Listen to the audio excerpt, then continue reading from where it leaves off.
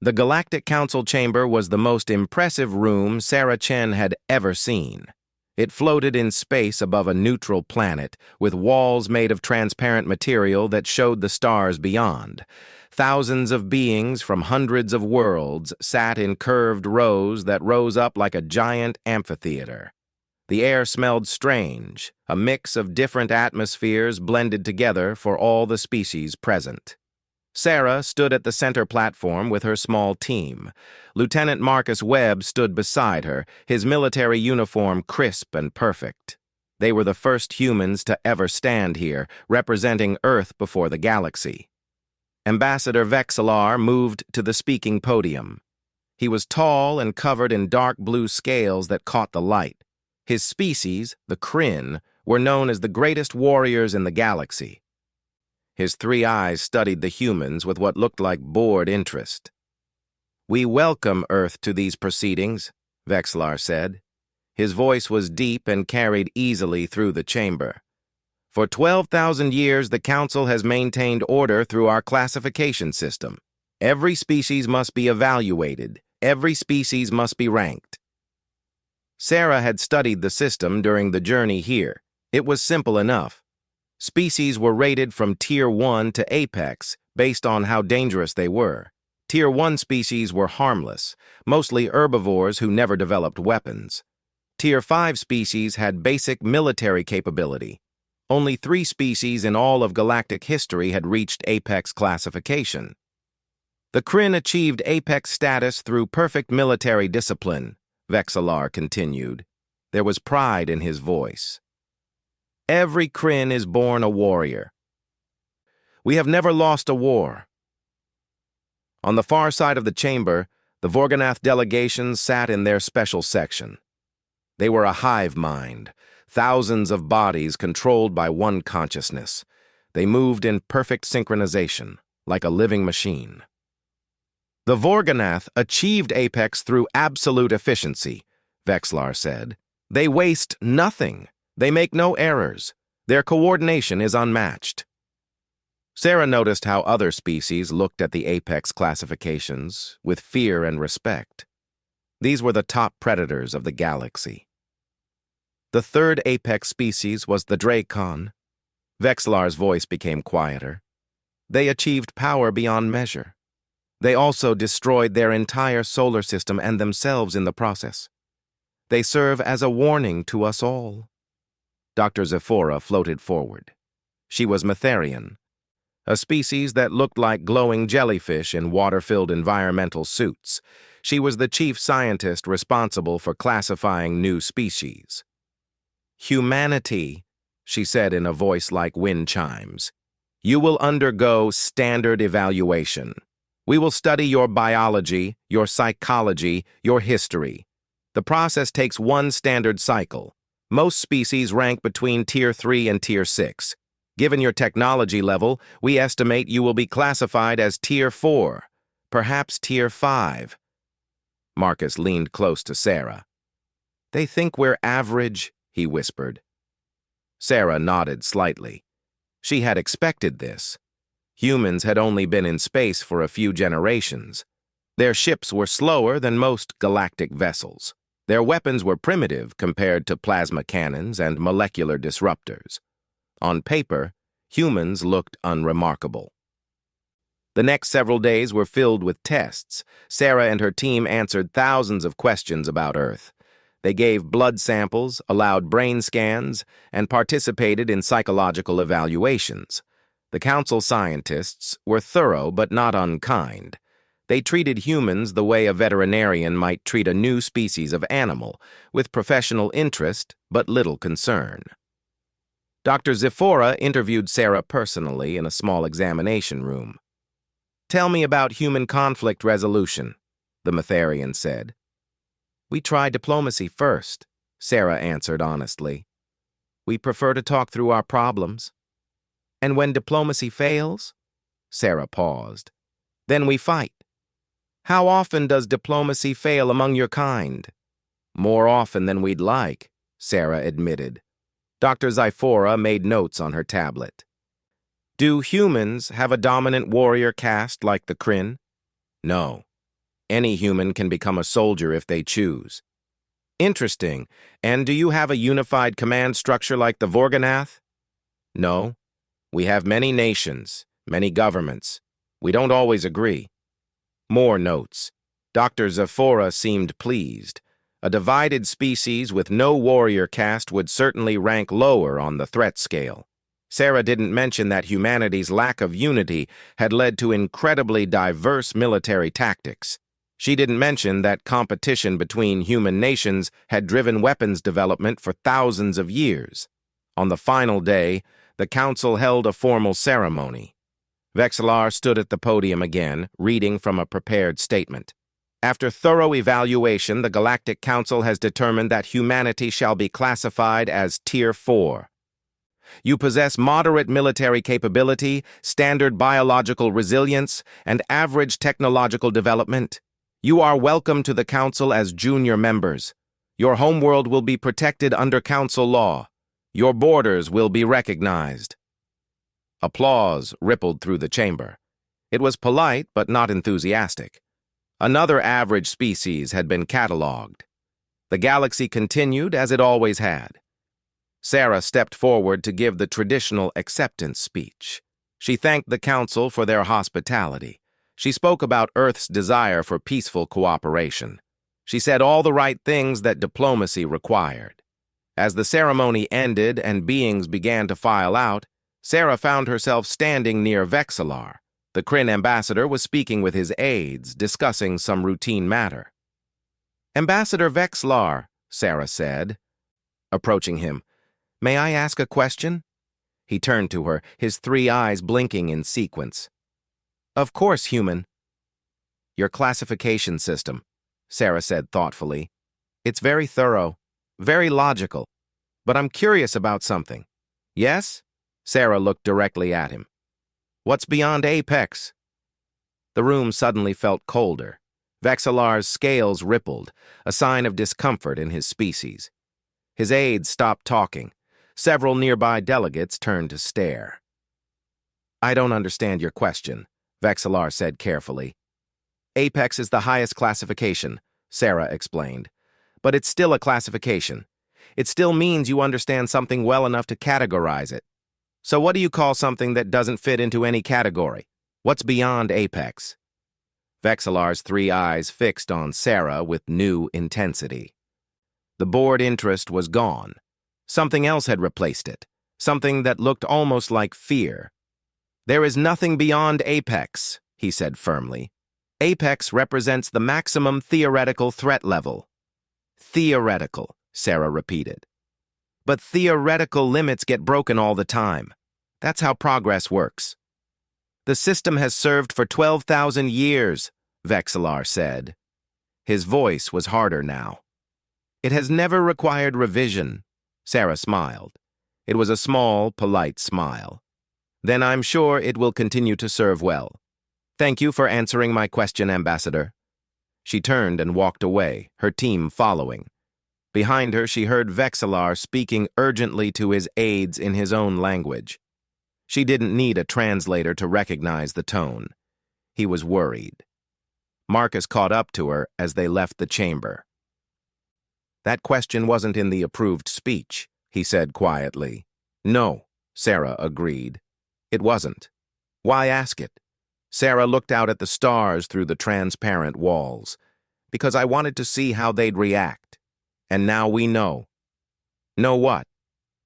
"That they've thought about it before. The possibility of something beyond their classification system. They've thought about it, and it scares them." Marcus was quiet for a moment. "Should we be worried about that?" Sarah shook her head. "Not yet. But we should remember that their system is built on what they've encountered before. It doesn't account for things they haven't imagined yet." As they walked back to their ship, Sarah thought about Earth. She thought about humanity's bloody history, its endless wars, its refusal to quit even when defeat seemed certain. She thought about the fact that humans had no natural predators because they had killed or domesticated everything that might threaten them. The Council had classified humanity as Tier 4, average, manageable, safe, Sarah wondered how long that assessment would last. Dr. Zephora couldn't sleep, which was unusual for her species. Metharians normally entered rest cycles with ease, their bioluminescent bodies dimming in peaceful darkness. But tonight, her chambers remained bright with agitation. The human data sat on her screens, and something about it was wrong. She had classified hundreds of species during her career. She knew what normal looked like. Humans were not normal. Their endurance was the first anomaly. Most species could sprint quickly but tired within minutes. Humans could run for hours. They could walk for days. Their bodies had cooling systems that let them function in heat that would kill most other species. They had survived ice ages and deserts, and every climate their planet could create. "They are persistence hunters," she said aloud to her empty room, reading from Earth's biological history. "They chased prey until it collapsed from exhaustion. What kind of predator was too slow to catch its prey, so it just followed it until the prey died of exhaustion? What kind of evolution created that?" The medical scans were worse. Human bodies had backup systems for their backup systems. 2 kidneys when one would work, 2 lungs, a heart that could sometimes restart itself, a brain that could rewire itself around damage. They could lose large amounts of blood and survive. They could break bones and heal them stronger than before. Dr. Zephora pulled up the pain threshold data and felt her body dim with something like fear. Humans could function with injuries that would send most species into shock. Their soldiers had been documented fighting with broken bones, severe burns, and wounds that should have been fatal. "They don't know when to stop," she whispered. A message arrived on her screen. It was from Dr. Thalen, the warfare analyst. The Quarren was requesting an emergency meeting. His message was flagged as urgent. She found him in his office, surrounded by holographic displays of human history. The small bird-like creature was pacing nervously, his feathers ruffled. "Have you seen their military records?" he asked, without greeting. "I've been reviewing their biology," Zephora answered. "Their biology makes sense once you see their history." Thalen gestured at the displays. "Look at this. Human civilization is approximately 12,000 years old. Do you know how many years they've been at peace?" Zephora waited. "None," Thalen said. "Not one single year. Somewhere on their planet, humans have been fighting other humans continuously for 12,000 years. "That's not possible," Zephora said. "Species don't survive that level of internal conflict." "Humans do. They thrive on it." Thalen pulled up more data. "They've invented thousands of different weapons. Swords, spears, arrows, guns, bombs, chemical weapons, biological weapons, nuclear weapons. They've invented new ways to kill each other every few generations."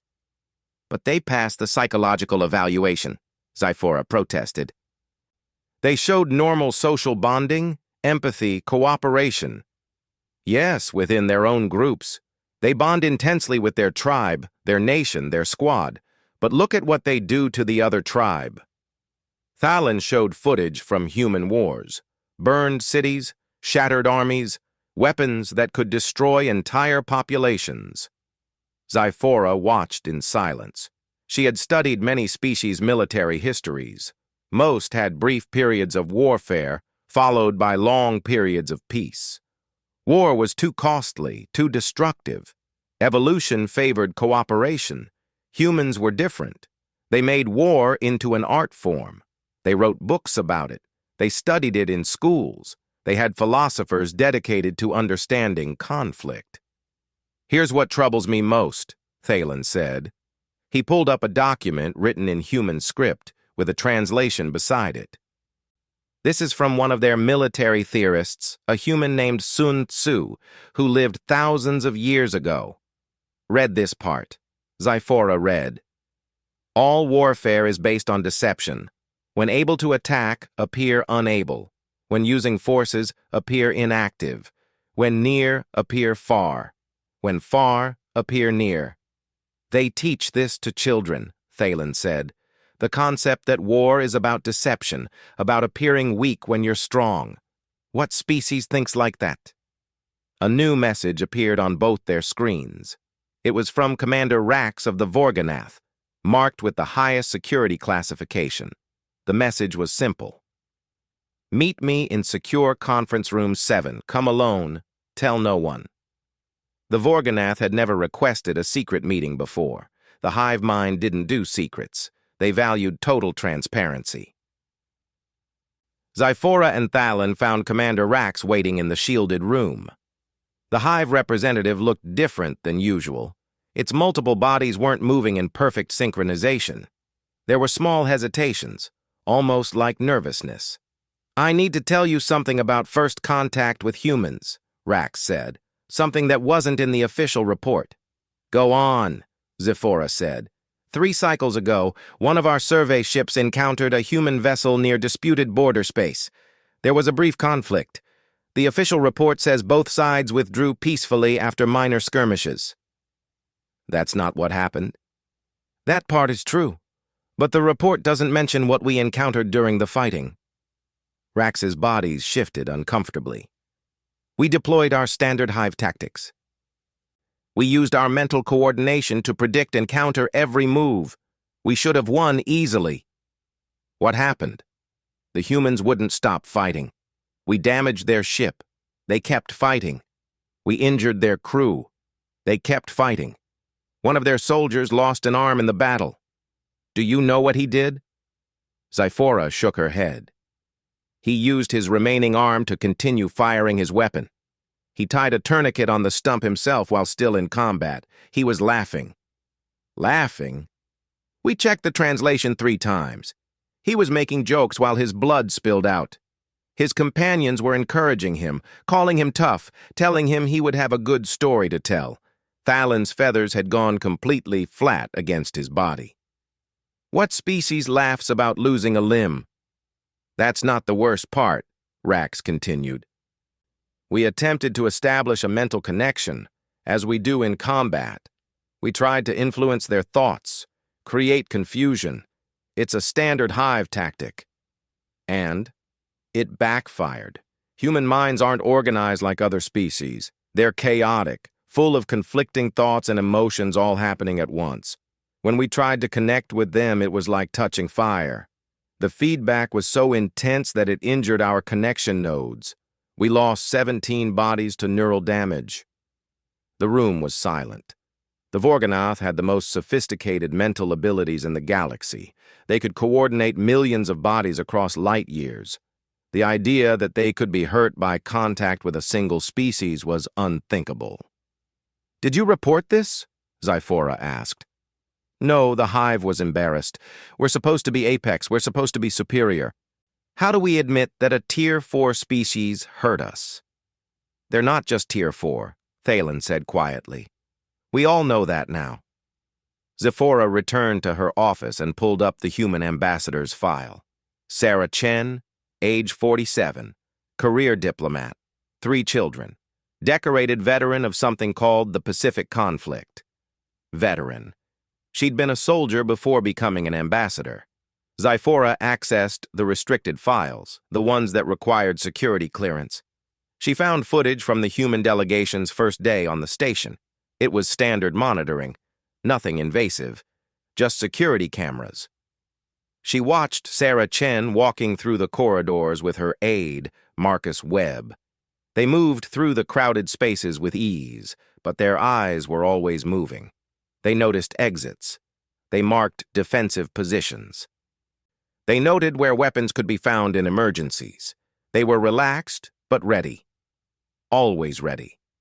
Zyphora enhanced the audio on one clip. Sarah and Marcus were talking quietly as they walked. What do you think of the station's security? Sarah asked. Good coverage, but predictable patterns, Marcus replied. Guards change shifts every 6 hours. There's a 3-minute gap in Corridor 9 during the change. Emergency systems are centralized, which is efficient but creates a single point of failure. I noticed that too. Old habits, right? Marcus laughed. Scout, plan, survive. Always. They weren't threatening the station. They were just naturally analyzing it the way humans apparently always did. They saw everything as a potential battlefield, because on their world, everything had been a battlefield at some point. Zephora created a new report file and marked it urgent. She titled it, Human Classification Review, Request for Immediate Reassessment.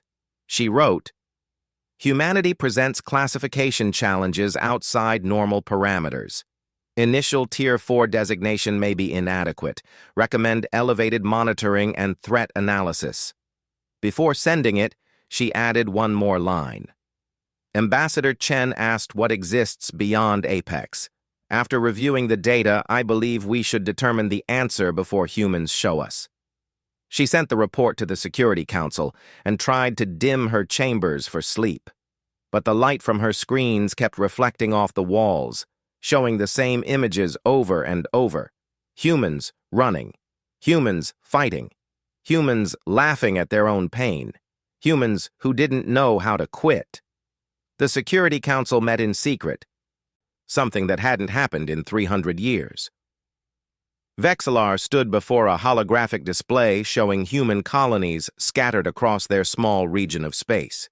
Each one had been observed for the past 2 cycles, ever since Dr. Zephora's report.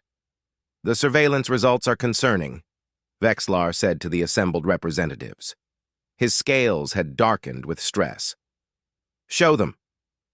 The display changed to show a human military installation on a colony world. Kryn observers had infiltrated it using cloaking technology, expecting to see a standard training facility. What they found was disturbing. Human soldiers were practicing hand-to-hand combat in a bare room. No weapons, no armor, just their bodies. They fought with an intensity that shocked the observers. When one soldier fell, another took their place immediately. When training weapons broke, they used their fists. When those broke, they used their elbows and knees and heads. They trained to fight without any equipment, a Kryn general said, as if they expect to lose everything and still need to win. The next video showed human children in something called a school. They were playing a game in their recreation time. The observers had analyzed it. It was a tactical combat simulation disguised as entertainment. Children as young as 7 were learning flanking maneuvers, resource management, and squad coordination. Their young practice warfare, Vexillar said. They make it fun. Elena Rodriguez, the human cultural liaison, had been invited to explain human entertainment. She stood before the council with a tablet full of examples. This is one of our most popular story genres, she said, showing them images from human movies and books. We call it post-apocalypse fiction, stories about surviving after civilization ends. The council stared at images of destroyed cities, desperate survivors, and heroes fighting against impossible odds. Why would you entertain yourselves with extinction scenarios? Dr. Zephora asked. Elena smiled. Because we like to imagine how we'd survive. It's comforting to think that even if everything fell apart, humans would find a way. Comforting? Thalen's feathers ruffled. You find the death of civilization comforting? We find the survival part comforting, Elena corrected. The part where humans adapt and rebuild and keep going no matter what. She showed them more examples. Movies about humans fighting alien invasions, books about surviving on hostile planets. Games about building civilizations from nothing. Human entertainment was full of disaster and survival. We also enjoy something called underdog stories, Elena continued. Stories where someone weak defeats someone strong through cleverness or determination. Why? Vexillar asked. Because that's how we see ourselves, I suppose. We're not the biggest or the strongest. We're the ones who refuse to give up. The council dismissed Elena and called in their military analysts. A Kryn commander stepped forward with more disturbing data. We intercepted human military communications, he said. They're not encrypted at the highest levels because they assume we can break any encryption. They've moved to physical security instead, with documents that can't be transmitted. What did you learn from the intercepted communications? Enough to concern us deeply. The commander displayed a human military doctrine document. Read this section. Vexillar read aloud. Never reveal your full capabilities in early engagements. Every battle is intelligence gathering. Every enemy teaches you something. The enemy you fight today may not be the enemy you face tomorrow. Always hold something in reserve. They fight to learn, the commander explained. Not just to win. Every conflict is training for the next one. Another document appeared. This one is worse. It's their contingency planning for homeland defense. The council read in silence. The humans had detailed plans for what to do if Earth was invaded and couldn't be defended. The plans didn't involve surrender. They involved destroying their own planet rather than let an enemy control it. Every major city had hidden demolition systems. Every military base had self-destruct protocols. They would rather die than be conquered, Vexillar said quietly. They have a saying, the commander added. Live free or die. They mean it literally. A new alarm sounded. Admiral Catherine Okonkwo had arrived at the station with a human fleet. She was requesting an immediate meeting with the Security Council. Vexillar felt something he hadn't experienced in decades. Uncertainty. She brought a fleet? 15 vessels, positioned in defensive formation around the station. That's a threat. She says it's diplomatic protection. The council had no choice but to meet with her. Admiral Okonkwo entered the chamber in her military uniform, every bit the professional officer. She saluted crisply. Admiral, Vexillar said carefully, your presence here with military vessels is unusual. Is it? Okonkwo smiled. I was informed that the council has been conducting surveillance on human colonies and military installations. That seemed unusual, too. I thought we should talk about it. We conduct standard security assessments of all species. Of course. And I'm conducting standard security protocols by ensuring my ambassador is protected. We understand each other. She wasn't threatening them. She was showing them that humans knew they were being watched, and humans didn't appreciate it. The message was clear without being hostile. May I ask a question? Okonkwo said. Go ahead. When you classified us as Tier 4, what were you really measuring? Our technology? Our military strength? What we've built so far? All of those factors, Vexillar answered, but not our potential. Silence filled the chamber. That's what concerns me, Okonkwo continued. You're trying to measure what we are right now, but humans don't stay the same. We improve, we adapt, we learn. We're not like your perfect Kryn warriors who are born knowing how to fight. We're not like the Vorganath who achieve instant coordination. We have to work for everything we accomplish. And that makes you less threatening, Vexillar said. Does it? Okonkwo's smile widened. Or does it mean we're very good at getting better? Your species reached apex and stopped improving because you were already perfect. We reach a new level and immediately start working toward the next one. We never stop. She pulled up a display showing human technological progress.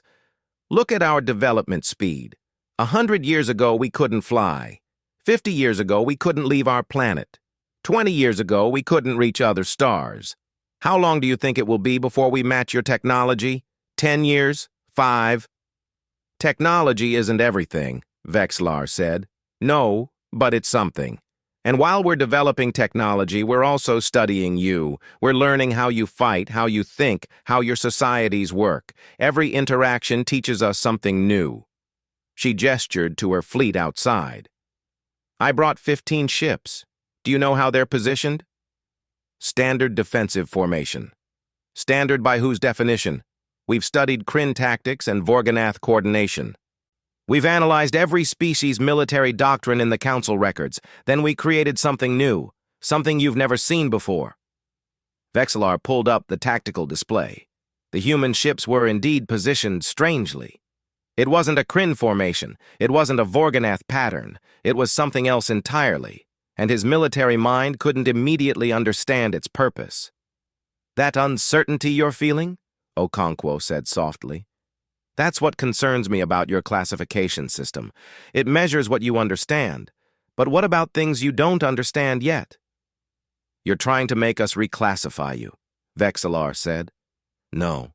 I'm trying to make you realize that classification might not be the right approach for humanity. We're not a static threat. We're a variable one. What we are today isn't what we'll be tomorrow." The council wanted to argue, but movement on the tactical display stopped them. One of Okonkwo's pilots was running a demonstration.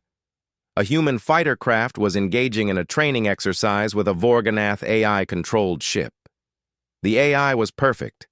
It calculated every move, every angle, every possible outcome. It should have won easily. The human pilot defeated it. They watched the footage. The human pilot did things that made no tactical sense. Random course changes, inefficient maneuvers, actions that wasted energy and created vulnerabilities. But those actions were unpredictable. The AI couldn't calculate chaos. It couldn't prepare for moves that violated optimal strategy. "We call it improvisation," Okonkwo explained. "We're very good at it." She stood to leave. Ambassador Chen asked what's beyond Apex. "I think she was warning you that there might be things outside your experience, things that don't fit your categories, things that can't be predicted or controlled." "Are you threatening the council?" Vexillar demanded. "No," Okonkwo said honestly. "I'm offering partnership. We want to be your allies. We want to learn from you and share what we know. But we need you to understand that we're not going to fit neatly into your system. We're too messy, too unpredictable, too human." She paused at the door. "One more thing." "That question Ambassador Chen asked, about what's beyond Apex? She already knows the answer. She was testing to see if you knew it too." "And what is the answer?" Vexillar asked. Okonkwo looked back at him. "Whatever comes next. Whatever evolves beyond your current understanding. Whatever refuses to be categorized." After she left, the council sat in troubled silence. They had classified thousands of species. They had maintained order for millennia. Their system had never failed. But Sarah Chen's question echoed in their minds. What's beyond Apex? And now they feared they might be about to find out. Vexillar descended into the deep archives alone. The lower levels of the station were old, built when the council was young. Few people came here anymore. Everything important was digitized, stored in crystal matrices that would last forever. But some things were too dangerous to digitize. Some knowledge was sealed in physical vaults, protected by layers of security that hadn't been opened in millennia. He approached the final door. It required genetic verification from a Security Council director. The lock was ancient, but it still worked. The door opened with a sound like breaking stone. Inside, the chamber was dark except for emergency lighting. Rows of sealed containers lined the walls. Each one held documents, recordings, and artifacts from the Council's earliest days. Vexillar knew what he was looking for: the Omega files. He found the container marked with a symbol that hadn't been used in 8,000 years. A circle with a line through it. Not a prohibition sign, an erasure mark. Something removed from existence. Inside were data crystals, still functioning despite their age. He loaded the first one into his portable reader. The image that appeared showed the galaxy in flames. It was a historical record from the Great War, the conflict that nearly ended all civilization. Vexillar had studied the war in military academy, but only the sanitized version. The official story said the Council had faced a dangerous enemy and won through unity and sacrifice. The truth was worse. An ancient AI construct called Archivist Prime appeared in the recording.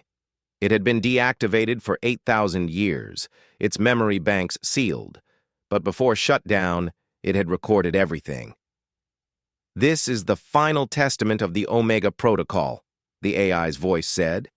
"Let this knowledge remain hidden until the need arises. Let those who view this understand the cost of survival." The recording showed species Vexillar had never heard of, worlds that no longer existed. The early council had been much larger, with hundreds of member species. Then the harvesters arrived. They were machine biological hybrids, created by a civilization that had tried to transcend mortality. They had succeeded too well. The harvesters consumed entire worlds, breaking them down into raw materials to build more of themselves. They were efficient, relentless, and nearly unstoppable. The war lasted 300 years. 47 species united to fight them. Billions died. Thousands of worlds were destroyed. The harvesters adapted to every tactic, countered every weapon. They learned from each defeat and became stronger. Victory came at an impossible cost. Of the 47 species that fought, only 19 survived. The others were extinct, their worlds reduced to asteroid fields. The harvesters were classified as Omega, the Archivist Prime explained, a threat level beyond Apex, a threat to all existence. The classification was removed from records after the war. The Council decided that the galaxy should not live in fear of such things. Vexillar felt his scales go cold. Omega Protocol, a classification so dangerous that the Council had erased it from history. He loaded the next crystal. It contained the battle records, the tactics that had barely worked, the sacrifice of entire fleets to buy time for evacuations, the last stands that held long enough for refugees to escape. The final crystal contained a warning. If the harvesters return, the current Council forces will be insufficient. We won because we had numbers and a desperation that came from facing extinction. The current galaxy is peaceful, complacent. Pray they never come back. Vexillar closed the files and returned to the present. He had his answer. There was something beyond Apex. The Council had simply chosen to forget it existed. 3 days later, the galaxy learned why forgetting was a mistake. Long-range sensors detected impossible readings at the edge of known space, energy signatures that matched nothing in current databases. But when Vexillar compared them to the Omega files, his worst fears were confirmed. The harvesters had returned. The first colony to fall was a mining world called Terminus 7. The attack was caught on automatic transmitters before communications went dark. The Council watched in horror as harvester ships descended from dark space and began consuming everything. Their ships were larger than before, their weapons more powerful. 8,000 years in the darkness had not weakened them. They had evolved. An emergency session was called. Every council member attended. The chamber that had been calm and ordered during humanity's classification was now filled with panic. "How many ships do we have in that sector?" someone asked. 3 patrol fleets. They're already en route." The tactical displays showed the battle. 3 of the Council's best fleets, with Kryn warships and Vorganath coordination, engaged the harvesters. It wasn't enough. The Council forces fought with precision and discipline. They executed perfect maneuvers. They followed optimal tactics. The harvesters destroyed them systematically, as if reading from a manual on how to counter each move. "They remember," Dr. Zyphora said in horror. "They have records from the ancient war. They know how we fight." Vexillar accessed the Omega files publicly for the first time in 8,000 years. The chamber fell silent as the historical records played. "The Council has faced this before," Vexillar said. "But we were stronger then. We had more species, more ships, more resources, and we barely won. What do we do?" The question came from multiple delegates at once. "We evacuate what we can. We gather our forces. We prepare for a war we may not win." Sarah Chen stood from the human delegation section. We can help. Every eye turned to her. Vexillar wanted to dismiss the offer. Humans were Tier 4. They had 15 ships. What could they possibly contribute against an Omega-level threat? But he remembered her question. What's beyond Apex? What are you proposing? He asked. Let us study the harvester tactics. Give us access to the battle data. Let our military analyze their patterns. You've been spacefaring for a few generations, a Kryn commander objected. We've been fighting for thousands of years. Yes, Sarah agreed. And the harvesters have records of all those fights. They know how you fight. They don't know how we fight because we've never fought them before. It was desperate logic. But they were desperate. We need time to evacuate border colonies, Vexillar said.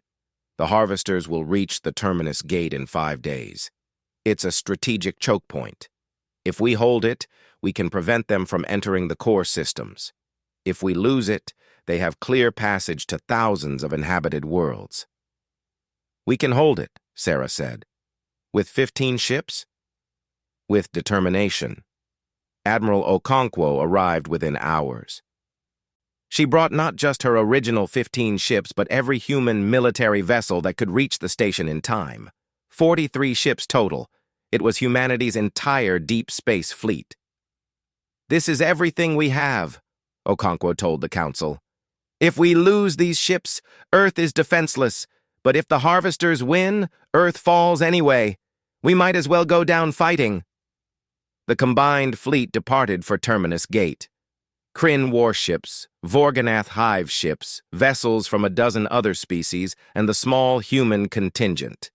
It wasn't enough. Everyone knew it wasn't enough. In the human flagship, Sarah found Marcus preparing equipment for the battle. He looked up as she entered. This is suicide, he said calmly. Probably. The crew knows. They volunteered anyway. I know. Marcus secured his gear and stood. Do you remember what you said during the Pacific conflict, when we were surrounded and outnumbered? Sarah smiled. I said we'd make them remember us. Still true? Always true. The fleet reached Terminus Gate and saw the harvesters waiting. There were more than the sensors had indicated. Many more. The enemy had brought enough ships to destroy everything the Council had sent. Vexillar, commanding the Kryn forces, opened a channel to all ships. Deploy defensive formation. Prepare for... Wait, Okonkwo interrupted. We have a better idea. This is not the time for human improvisation. It's exactly the time. Okonkwo transmitted a tactical plan to all ships. The Kryn commanders looked at it in confusion. It violated every principle of proper military strategy. This formation makes no sense, Vexillar protested. That's the point, Okonkwo said. They expect sense. They expect logic. They have 8,000 years of data on logical warfare. Let's show them something new. She opened a channel to all human vessels. All ships. This is the Admiral. You know what we're here to do. You know what's at stake. The galaxy is watching. Let's teach them what humans are capable of. The response from her crews was not the disciplined acknowledgement of professional soldiers. It was cheering, laughing, humans making jokes about impossible odds. One pilot's voice came through clearly. Finally, a proper fight! Vexillar heard that and felt something shift in his understanding. The humans weren't brave despite facing impossible odds. They were excited because of it. The harvesters began their attack, and the battle for Terminus Gate began. The harvesters attacked with mechanical precision.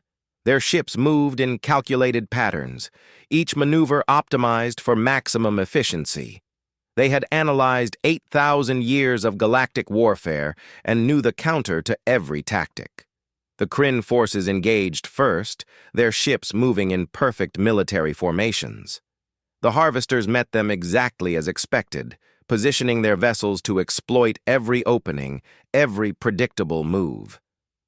They're reading us like a book, Vexillar reported. Every formation we deploy, they already know how to counter. Then stop using formations, Okonkwo said. All human ships, break pattern. Execute chaos protocol. The human vessels scattered in every direction. They moved with no apparent coordination, each ship flying independently. To the Kryn, it looked like panic. To the Vorganath, it looked like disorder. To the Harvesters, it looked like nothing in their database. A human fighter craft dove straight into the Harvester line, firing at random intervals.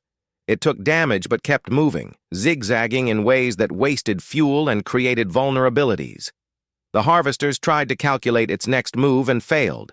The pilot was making decisions faster than their prediction algorithms could process. "What is that pilot doing?" Vexillar demanded. "Whatever feels right," Okonkwo answered. "No plan, no pattern, just instinct." More human ships followed. They attacked from impossible angles, retreated when they should advance, advanced when they should retreat. They made mistakes on purpose to create opportunities. They wasted shots to make the enemy guess which shots were real. It was inefficient. It was wasteful. It was unpredictable, and it was working. The Harvesters tried to adapt, but adaptation required understanding. How do you counter a tactic that has no logic? How do you predict an enemy that doesn't follow any pattern? "All forces follow the human lead," Vexillar ordered. "Break your formations. Fight independently." The Kryn struggled with the concept. They had trained for coordination, for discipline. Fighting without a plan felt wrong. But they tried. Veteran commanders began making impulsive decisions, letting instinct guide them instead of doctrine. The Vorganath found it easier. They split their hive mind into smaller units, giving each group semi-independence. It was painful for them, like cutting pieces of themselves away. But it created the chaos needed. The battle shifted. The Harvesters began losing their advantage. They were still powerful, still dangerous, but they were reacting instead of controlling. Then the Harvesters adapted. New ships emerged from dark space, larger than the others. They stopped trying to predict human tactics and instead switched to overwhelming firepower. If they couldn't outthink the enemy, they would simply destroy everything. The combined fleet took heavy losses. Ships exploded. Crews died. The Harvesters pressed forward toward the gate. Okonkwo watched her tactical display. They were losing. Chaos could only take them so far. Eventually, superior numbers would win. "We need to change the game again," she said. "Change it how?" Vexillar asked. "They're machines. They think in terms of efficiency, of resource management. What if we make this battle too costly? What if we make them think destroying us isn't worth the resources? We're already bleeding them." "Not enough." Okonkwo looked at her ship manifest. "We need to hit their command structure. Cut off their coordination. We don't know where their command ship is. Then we board one of theirs and find out from the inside." The channel went silent. Boarding a Harvester ship was suicide. Everyone knew it. The interior would be hostile environment, filled with automated defenses and deadly machinery. "I'll lead the team," Marcus volunteered from the tactical station. "No," Sarah said. She had been listening to the battle from the council station. "I'm the ambassador. This is my job." "Sarah," Marcus started.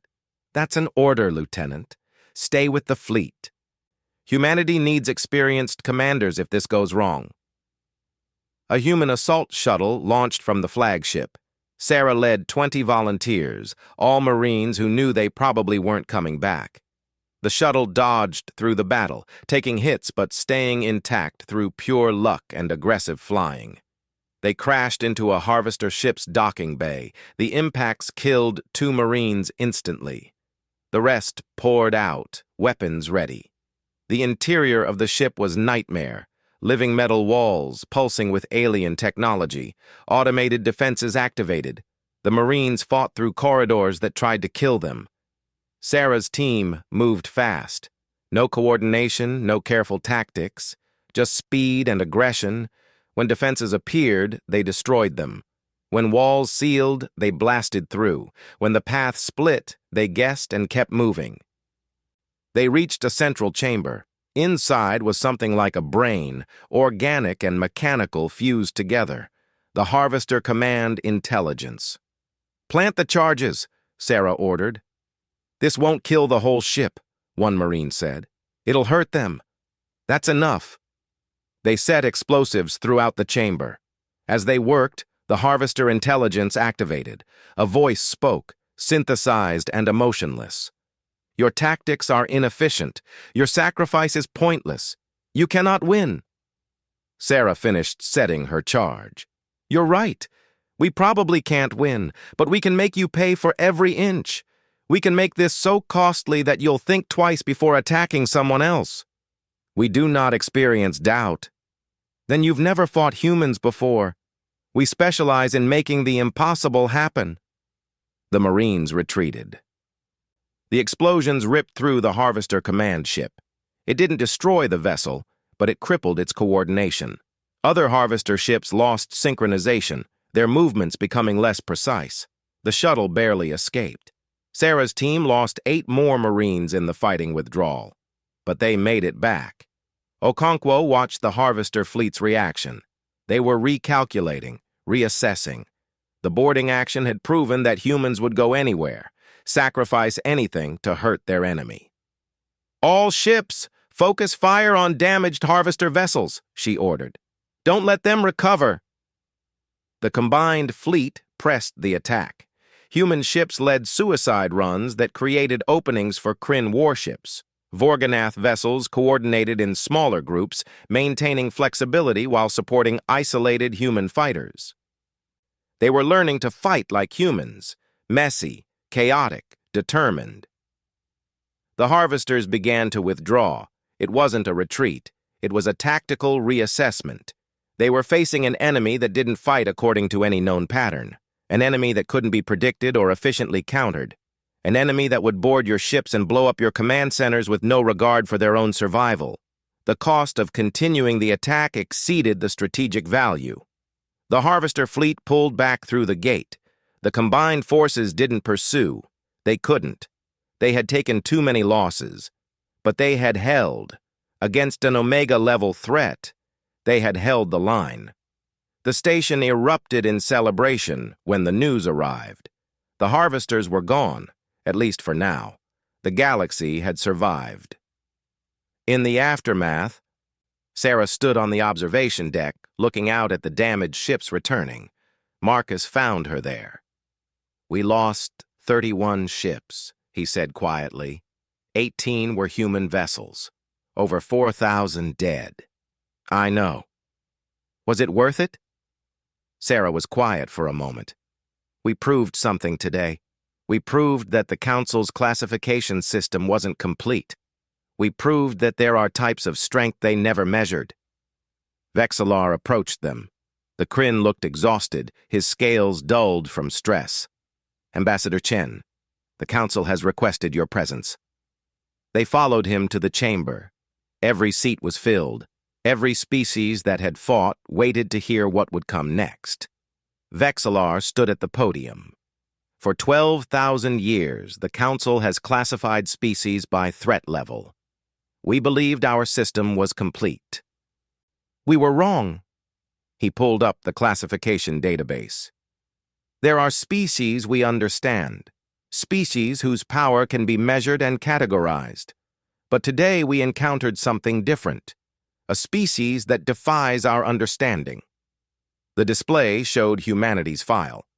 "Humans cannot be classified by traditional measures. Their threat level is not fixed. It depends on circumstances, on need, on what they decide to become. They are weaker than apex species in direct comparison, but they possess something we never measured." "What's that?" someone asked. "Potential, growth, the refusal to accept limitations." Vexillar looked at Sarah.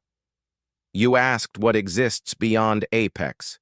The answer is we don't know yet, but we've created a new classification for species that might show us." The display changed. A new category appeared in the database. Not a tier number, not apex. A single symbol. S Sigma Protocol, Vexillar explained. for species whose potential cannot be determined, for species that might become anything. Humanity is the first Sigma classification. Sarah stepped forward. What does that mean for us? It means we're watching. It means we're hoping. It means we're scared of what you might become and grateful for what you are. Vexillar's scales rippled with emotion. You saved us today, not because you were stronger, but because you were different. The council members stood in acknowledgement. It wasn't just respect. It was recognition that the galaxy had changed. Later in private, Vexillar asked Sarah the question that had been bothering him since they met. What scares you about humanity? Sarah looked out at Earth, visible on the far monitors, a small blue world in a vast galaxy. That we're very good at war, and every war teaches us to be better at it. I'm scared that one day we'll become so good at fighting that we forget how to do anything else. But you still fight when needed. Yes, because sometimes the only way to protect peace is to be better at war than those who threaten it. It's a terrible paradox. What will humanity do now? Learn, grow, explore, help rebuild what was damaged today. Sarah smiled slightly, and hope we never have to show the galaxy what we're truly capable of when we stop holding back. Vexillar felt his scales ripple with something between fear and hope. The Sigma classification was not just for you. It was a reminder to ourselves. A reminder that the galaxy still has mysteries. Still has potential for things we haven't imagined. What's beyond Apex? Sarah asked again, the question that started everything. You are, Vexillar said. Not because you're stronger, because you're undefined. Because you refuse to be limited by what you are and constantly reach for what you might become. As Sarah left to rejoin her crew, Vexillar watched human ships moving through space. They flew in formation now, but he could see the potential for chaos underneath. The discipline that could become disorder in an instant. The cooperation that masked individual unpredictability. On Earth, human children were already learning about the Battle of Terminus Gate, not as a tragedy, but as a lesson. They studied the tactics, analyzed the sacrifices, and asked questions about how to do better next time. Because there would be a next time. The harvesters would return. Other threats would emerge. The galaxy would always have dangers.